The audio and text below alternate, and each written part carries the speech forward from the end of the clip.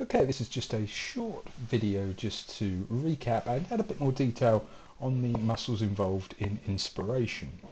That's not just making you feel good, which they technically I suppose do because they help bring air into the lungs, but inspiration in terms of drawing air into the lungs and allowing for gaseous exchange to take place. Now the largest and most obvious, which we've already discussed, is the diaphragm, which we have here. And the second, intercostal muscles, which we see here. Now, the external intercostals are a group of muscles which obviously attach between the ribs. And if we just zoom in on the first external intercostal between the first and second rib, originates from the rib above it. So here we have the first rib. So the first external intercostal will originate from the inferior border, so the lower border here of the first rib, and will insert into the superior border of the rib below it, so in this case the second rib. So for the next external intercostal, that will originate from the inferior border of the second rib and insert into the superior border of the third rib. You get where I'm going with this. Interestingly, the internal intercostal muscles, those involved in forced exhalation, have the exact same or exact opposite, orientation. They originate from the superior border and insert into the inferior border. So they have a bottom to top orientation as opposed to a top to bottom orientation, but we're just talking about muscles of inhalation here, so we won't be covering the internal intercostals in any detail, plus we've already covered these in our lecture.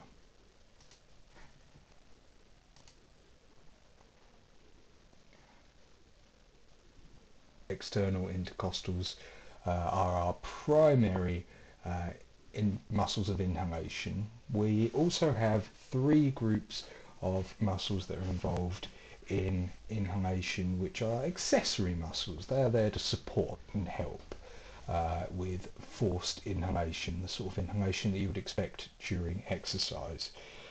These are the levators costarum, the sternocleidomastoid, and the scalenes muscle group. If you recall, during our online lecture I referred to them just as the scalenes, but these are actually three individual muscles, which I didn't point out more for just brevity, really, in saving time. So let's look at the sternocleidomastoid.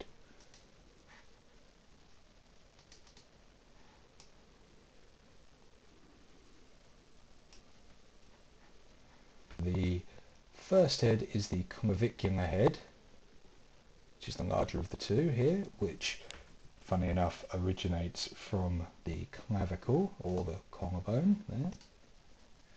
And the smaller head here, the sternal head, funny enough, originates from the sternum, specifically the manubrium, which we see here, which is the most superior structure of the sternum.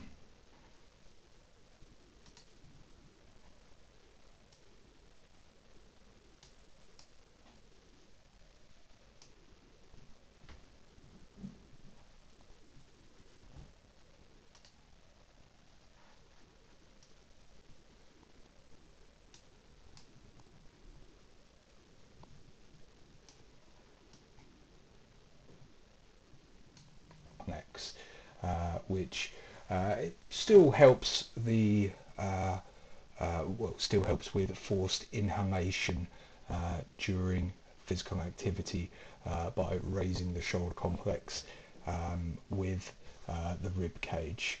Just eases inhalation by raising the shoulders up along with the rib cage as we breathe in.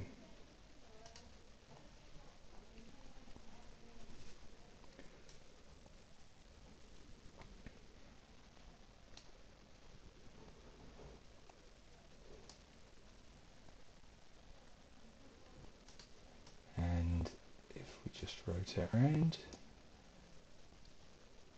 Oops, daisy, no, I should have paused first. The posterior scalenes, or scalene.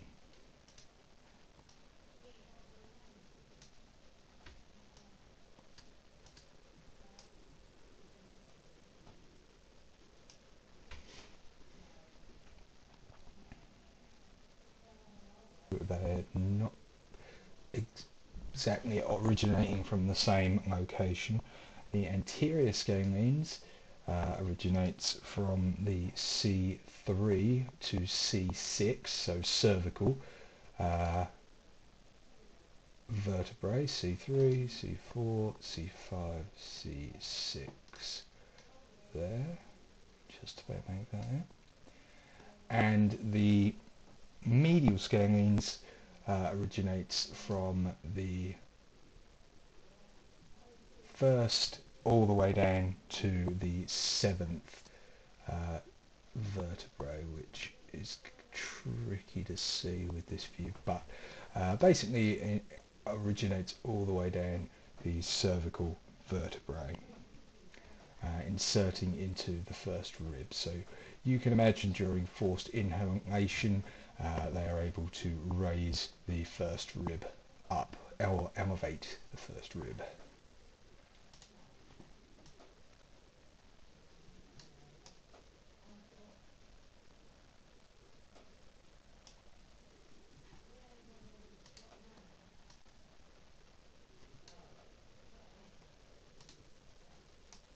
Six vertebrae, so cervical vertebrae. Again, elevating the second rib during forced inhalation. So collectively, the scalenes muscle group help elevate the first and second rib as we breathe in forcefully.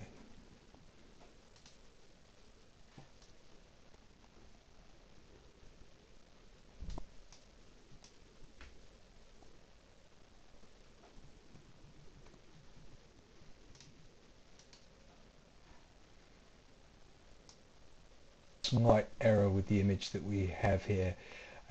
Each individual muscle of the levator's costrum splits into two muscles, so we won't go into the detail of that because it just starts to become a bit too confusing. However, there should be 12 pairs on each side of the vertebrae here, so these are obviously the levator's costrum on the left hand side, and there should be 12 in total, but if you quickly count them up you can see 11.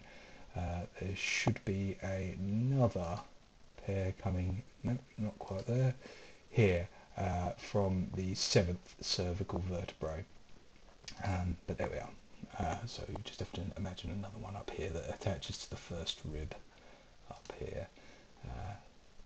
Still can't complain. So the levator's costrum are, or have, an origin all the way down from the C7 down to the T11, so the 11th thoracic vertebrae. So 7th cervical vertebrae down to the 11th thoracic vertebrae. Should be here, 11th thoracic vertebrae. They then insert into the superior surface of the ribs, and as you can imagine they are involved in the forceful inhalation, so they again pull the ribs upwards, they elevate the ribs in a similar manner really to the external intercostals, but they are much smaller muscles, and their action depends on the position of the spine as to how much they can contribute to this motion. If the vertebral column is flexed over, so if you're leaning over forwards and flexed, that will lengthen these muscles, which makes them less effective at inhaling and elevating the ribs.